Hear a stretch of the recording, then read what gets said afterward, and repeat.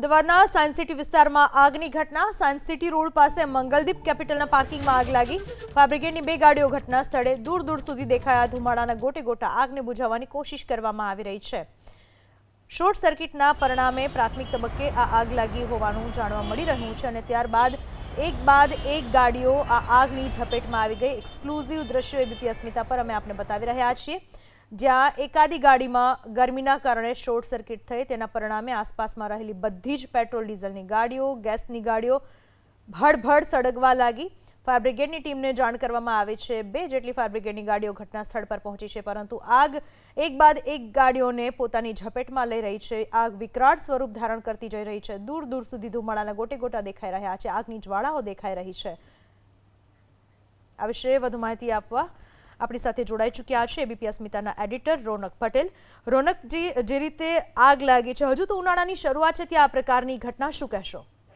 પૂનમ, લગભગ 1:30 વાગ્યાની આસપાસ આગ લાગવાની ઘટના થઈ હતી અને આ ખુલ્લું ગોડાઉન છે સાયન્સ સિટી એટલે કે સોલા વિસ્તારની અંદર સાયન્સ સિટી રોડના સાઈડની અંદર એક કારનું ગોડાઉન છે, જ્યાં આગળ સર્વિસ સેન્ટર છે, એની પાછળનું ગોડાઉન છે, જ્યાં અનેક ગાડીઓ પાર્ક કરેલી હતી અને નોર્મલ દિવસ હતો, નોર્મલી કામકાજ ચાલતું હતું। અચાનક આપ દ્રશ્યોમાં જુઓ છો એ પ્રકારે આગ એક કારમાં પહેલા ભડકી અને ત્યારબાદ એક પછી એક કરી અડધો ડઝન ગાડીઓની અંદર આગ ફેલાઈ હતી।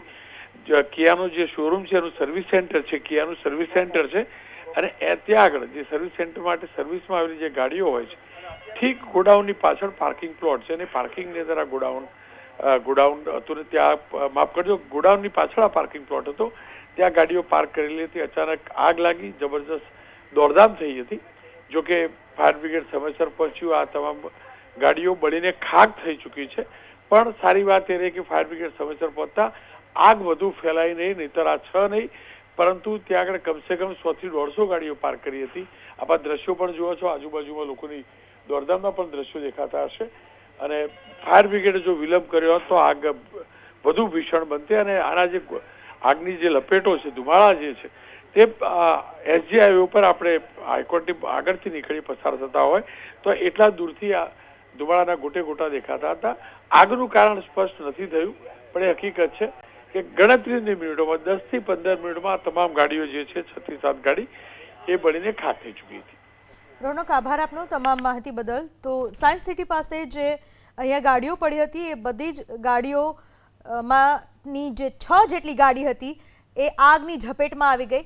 જોકે ફાયર બ્રિગેડની ટીમને જાણ કરવામાં આવતા ફાયર બ્રિગેડની ટીમ તાત્કાલિક ઘટના સ્થળ પર પહોંચી હતી અને પાણીનો મારો ચલાવી આગને કાબૂમાં લેવાની તાત્કાલિક કોશિશ કરાઈ।